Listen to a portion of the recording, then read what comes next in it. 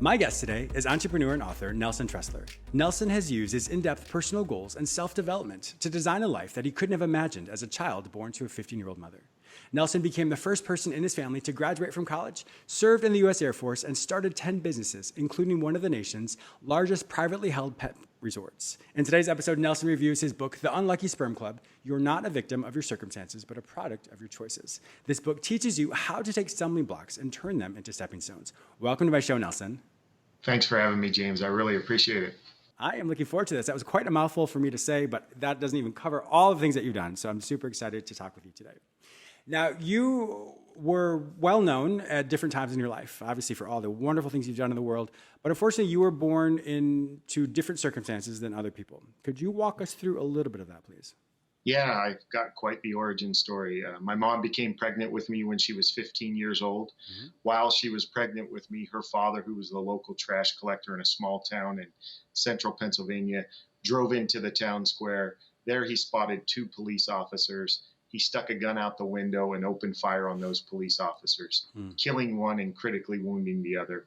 Eventually, my grandfather was captured and brought to stand trial where he was facing the death penalty.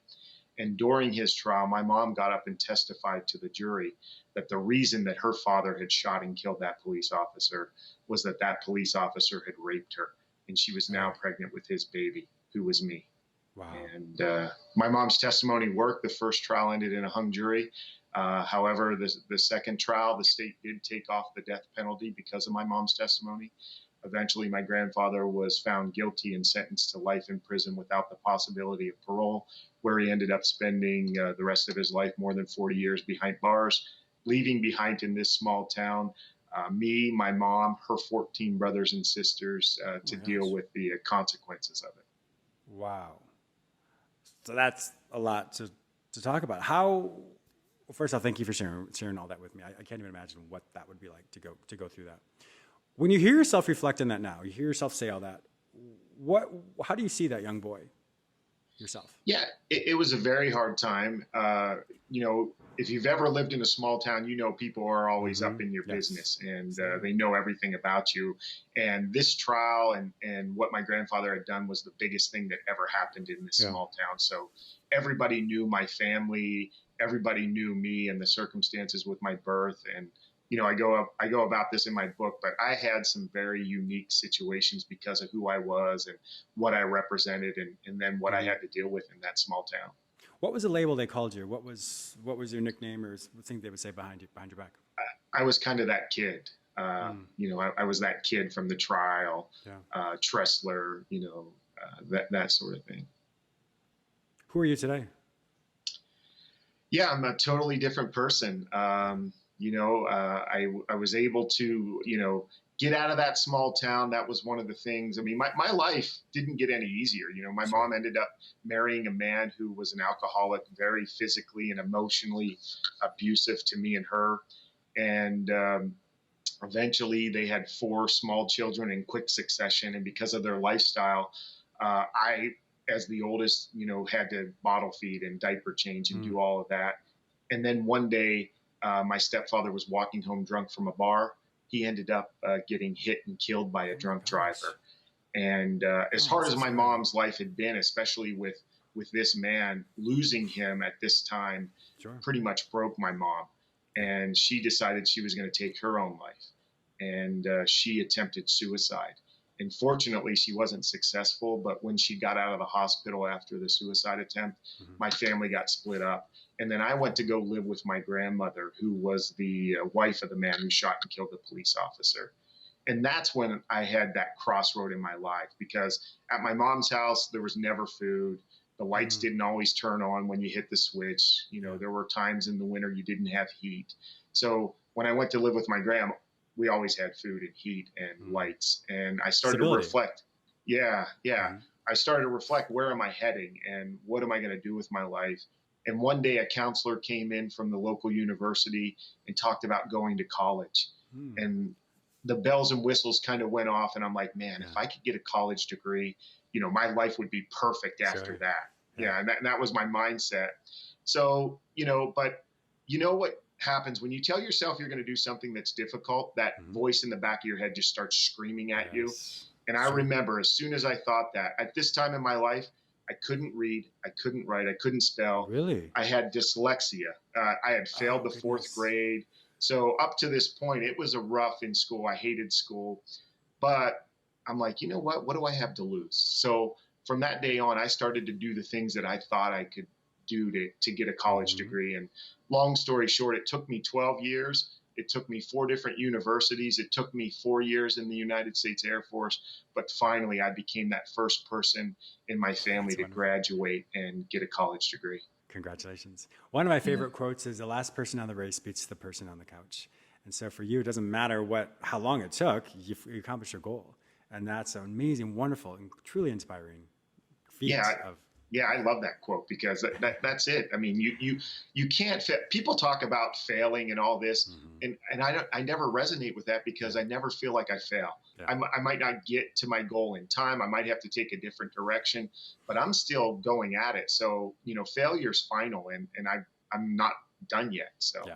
Well, I think it's also when people have this snapshot of what they quote failed on, and so it's very myopic. In other words, it's very close to what the situation is. But if they pull back a little bit more and see how everything kind of works together. So I always tell people every life circumstance is like a jigsaw puzzle piece. And so when you link those jigsaw puzzle pieces together and take a step back, that's you. You are that jigsaw puzzle. And so when we don't understand something or says, oh, this failed, well, it may not make sense right now, and it may never make sense, but you see how one event opened up a door, closed another door, and it allows you to then pivot to where you need to be or to where you want to be or where you should be. And in that is where we recognize that failure was never really failure. It was just a small little circumstance, or in other words, small little jigsaw puzzle piece that got to where you are today. And if you love who you are today, which it sounds like you do, you're right in the position where you're supposed to be. yeah, absolutely, I agree with that 100%. With all the events that happened in your life when you grew up, what was the mantra that, let me back up. We all have core beliefs. Core beliefs are those tapes that we replay, or for some reason it was like a snapshot that was created in our mind, and that became our identity.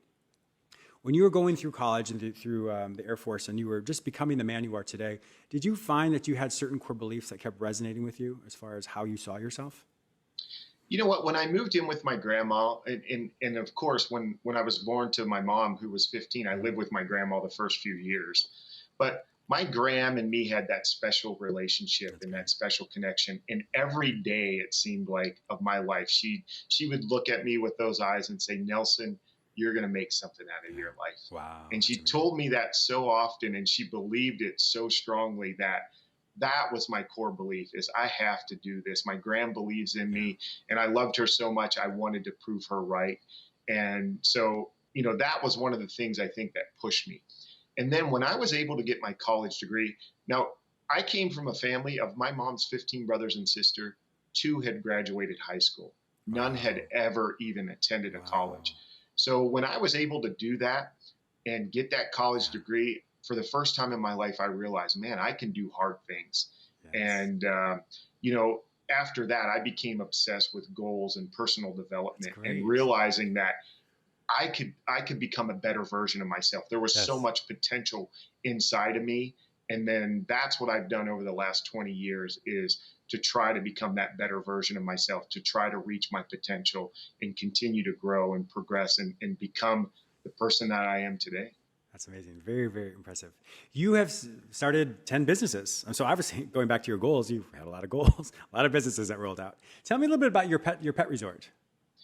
Yeah. So you talk about those mistakes and those Mm-hmm. failures that you look back on Uh-huh. and they made a huge difference. Uh-huh.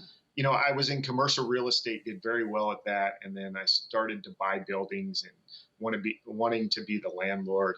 And I bought this old children's daycare center and I Uh-huh. was going to tear it down and build a fast food restaurant. Uh, but then some lady came to me and said, I want to open up a doggy daycare. And this was years and years ago Yeah. before they were trendy. And I'm like, a doggy daycare? Come on. I love my dogs, but Yeah. I wasn't taking them to doggy daycare. But I said, I'll listen to the pitch. And she did such a good job of pitching it. I could see it. And this Mm. children's daycare center, they left the toys in the yard and the Yeah. shade structures, and I could see the dogs playing in it. And so I sold myself on it. And then come to find out, this lady found another space down the road. And Oh, I'm like, gosh. I was such a deal maker that I sold myself on the business. I'm like, you know what? I'm going to do this. I believe so much in it. And so I set out and studied on the internet and found everything, and then started construction and build it out. And, I hired, I knew nothing about running a business, and I hired staff off of Craigslist. And, a few months into it, oh my goodness, it was failing. We couldn't get a couple dogs in there. And then my brother-in-law, who worked with me in real estate, he loved dogs. He wanted to be a veterinarian. Oh, wow. He got into it, and he didn't want to see hurt animals all the time. So he kind of shifted gears. But so he was working as an assistant with me. And I said, hey, do you want to go give this a shot? Otherwise, I'm going to shut it down and I'll build another building. Well, anyhow, he went in there and the business took off. And, he was the type of guy that would get down on the floor in the lobby and kiss these dogs. And he had nicknames for each one of them. And people, they felt guilty if they didn't come and bring their dog to Uncle Austin. And so the business flourished. We really learned a lot. And then we just started to expand, and we expanded and became one of the largest, privately held pet resorts in the country, and was eventually able to exit that business. And it was a great thing for us. That's wonderful. I don't know if you know, or my listeners know, but I have a miniature schnauzer named Bosley Whitaker, my best friend. In fact, it's funny, every time I go to film, he runs off into the corner and goes to sleep. And so it's just my best friend. So when I read that, I was like, oh my gosh, that's great. So I knew you and I would be fast friends. Yeah. I have 3 dogs and love them. And it was just such a great business to help people do that. And we had so many great things, cage free and the play yards, and they slept in a suite with a TV, and we gave them belly rubs and tuck-ins at night. And so it was just a great concept that I love. Yeah, that's phenomenal. I want to transition into your book, The Unlucky Sperm Club. You are not a victim of your circumstances, but a product of your choices. Tell me more about that. Yeah. So in real estate, one of the key phrases was, oh, that guy's a member of the Lucky Sperm Club. His dad or his family handed everything down to him. Silver spoon. Of course he's going to be successful. And, I took a little different spin on that when I looked at my life. And, I was thinking, okay, why did I live this life? Why were the circumstances in my life this way? And for the longest time, I had given it a negative meaning because of all the pain that it caused me. And as I was reflecting, what am I going to do with the rest of my life? I realized, I had lived this life for a reason and was able to overcome it. And for the first time in my life, I started to give it a positive meaning, the circumstances of my birth. And as soon as I did that, it was like, bells and whistles went off. I had to share this story, and I love sharing this story. Before I started writing the book, nobody except my wife knew of those circumstances outside of that small town. Yeah. I never told anybody. I never moved back after the Air Force. So it weakened me. I didn't want anyone to know that. And then as soon as I gave it a different meaning, all of a sudden it energizes me and motivates me and inspires me. And that's one of my favorite concepts is things only have the meaning that you're willing to give them. Exactly. And as soon as I switched the meaning that I was willing to give the circumstances of my birth, that as soon as it changed, and now it inspires me. So I wanted to write this book, and I really drew back the curtains, because I think there's so many people out there that see people who have some form of success and they think it was overnight or it was easy. Yes. It was anything but. And I really got into the details of that. I mean, I've been married for 25 years. In my book, I go into it. You know what? We were probably 2 or 3 arguments away from not making it. And, that pet resort that I grew into, one of the nation's largest privately held pet resorts, I was probably a month of cash flow from having to go bankrupt. And I really wanted people to understand that these overnight successes that you think look easy, it wasn't, but it's possible. And in this book, I go back to some of those circumstances in my childhood and what I learned from those hard circumstances, and what made me a better person today and made me into the person that I am today. And it's funny, and I'm really proud of it. It just turned out great, and getting great reviews. And wonderful. I love the fact that I get a message from somebody saying, I read your book and it's changed my life, and I'm doing this or I'm doing that now. Wow. So yeah, it's been a great experience. Is it a biography, a memoir, a self-help book? What is it? You know what? It's all three of those. Okay. I love self-help. I mean, it's made a huge difference in my life. But I've shared stories of my childhood, and actually stories in my professional career and my marriage career. So it kind of bounces back from the time of the last Great Recession in 2009, 10, and 11, when things were very hard in real estate and business, and also my marriage. And so I kind of go into that, and then I flash back to some of the lessons that I learned in the Unlucky Sperm Club, in my family, and the trials and the tribulations that I went through there, and then how that helped me to get through the circumstances that I was dealing with currently. So it flashes back and forth a little bit. Very good. Yeah. I'm curious, reverting back to what you said, as far as you had the ability to change what the Unlucky Sperm Club, what that actually meant for you. What happened? What was the impetus, or what was the thing that gave you that ability to do that? Because I think that's one of the things that many people struggle with is, well, how did he do that? And so what happened for you to be able to change what that meant? Yeah, I think graduating from college and realizing that's something, and I think this is the way with a lot of people who come to America from different countries. It's so hard to succeed there. And then when they get to America, it's like, geez, this is easy. I don't have a corrupt government. I don't have this or that. And that was kind of what it was like for me. When I was on that airplane, the first time I was ever on an airplane flying to basic training in the Air Force, it went through my mind, Nelson, you can be anybody you want to be now. I don't have to be that kid anymore. I don't. Sure. The last name Tressler is not going to mean anything. I'm not going to have, people not allow their daughters to date me because of who I am. And it was such a liberating experience. And I got to the Air Force, and I could say my last name, and people didn't flinch or look down or walk away. And I'm like, I can be anybody I want to be. And I took that opportunity and took advantage of that.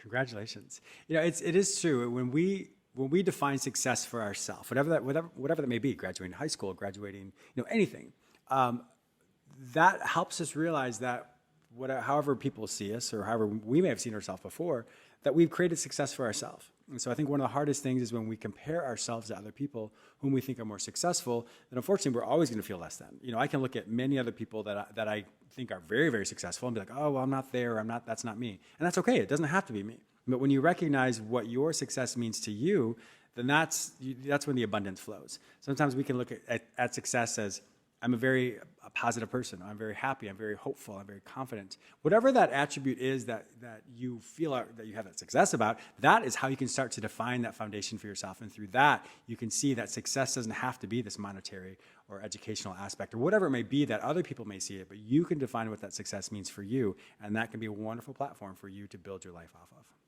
Yeah, I mean, one of the best things that I've ever done in my life is the only person I compare myself to is who I was yesterday. Yes. And, there's always somebody out there who has it better than you. Oh my gosh. Yes. But there's also people out there that have it worse than you. And people look at that and say, my life's not too bad. Look at that guy. And so that allows them to stay in that comfort zone and not grow.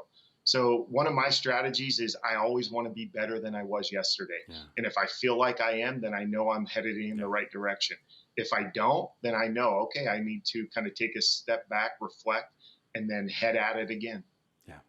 You had said a little bit earlier about some of the reviews that you got in your book. Can you give me, I know you said that when some people told you they read it and their life has changed. Can you give me any other specific reviews off the top of your head?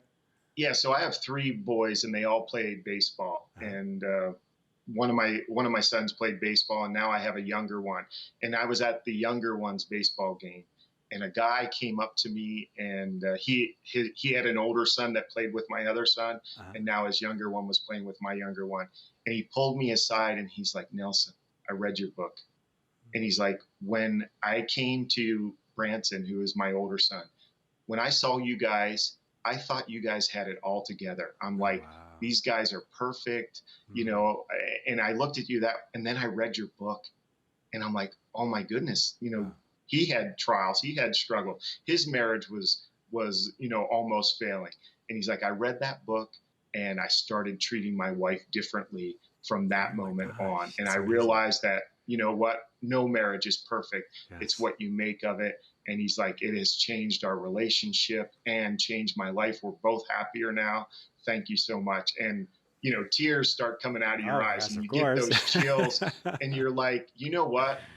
That made it worth it right there. You know, if no one else bought the book and no one else got anything out of it, everything that I put into it right there was worth it. That's amazing. Wow. I'm sure that, yeah, exactly. I'm sure that you can put words behind that. I'm sure just the feelings that you had from that, which is so powerful. What's next for you? You know what? The power of goals. You know, I set that goal to be the first person in my family to graduate college. And everything from that goal has changed the direction of my life, and then eventually changed my life. And I saw the power of what a goal can do. And I see so many people out there that I look at and I'm like, you know what? There are a few choices away from living a drastically better life. If they just knew how to set a goal and stick with it, if, you know, if they had the tools, the knowledge, and the support to do it. Like I said, I became obsessed with goals and used it in every area of my life. And now I'm living a life I couldn't have even imagined. So I've developed a program. It's called I Got Smarter. And it's pretty much everything I've learned over the last 25 years in goals and personal development. And I wanted it to be easy to use, so I put it into an app. And so the app's out there. But yeah, it gives people all the tools, the knowledge, and the support that they need. You know, there's a self-assessment to make sure that you're going after the right goals. And then every single day you go through what we call our morning ritual. And essentially you're giving gratitude. You're planning out your day, and it pretty much, you know, populates your task list. So now after 5 minutes in the morning of really doing the app, your entire day is planned out for you. And then the really cool thing, I think, is we act differently when there's somebody else who knows what our goals are. A lot of people call it an accountability partner. We call it a success partner, because I'm not accountable to anybody but myself. But when somebody else knows what my goal is, and real time in the app, they can see, did Nelson do his morning ritual? Hey, kudos for doing it. Or if it becomes 11:30 and I haven't done it, now they see through the app, they can say, hey, Nelson, let's get that done. And I can see what they've done. And now all of a sudden, you know, we're there helping and supporting each other. And now it makes a huge difference. And yeah, same stories. Like, people have turned around their lives now that they've used this app and really lived a life of purpose and with focus. That's amazing. Well, unfortunately, our time is up. I can't believe it. You and I could probably talk all day. If my listeners want to find out more information about you and to purchase your book, The Unlucky Sperm Club, You Are Not a Victim of Your Circumstances, but a Product of Your Choices, and to learn more about your app, where would they find all this information online? Yeah, you can go to NelsonTressler.com and everything's there. The book is available on Amazon and Audible if you like to listen to your books. And the I Got Smarter app is available on the app stores, both Apple and Android. Perfect. Well, my listeners know that if they can't find this information any other place, simply go to the show notes at jamesmiller@lifeology.com, and I will link you with Nelson Tressler. Nelson, thank you so much for being an awesome guest on my show today. I truly appreciate all of your time. Thank you, James.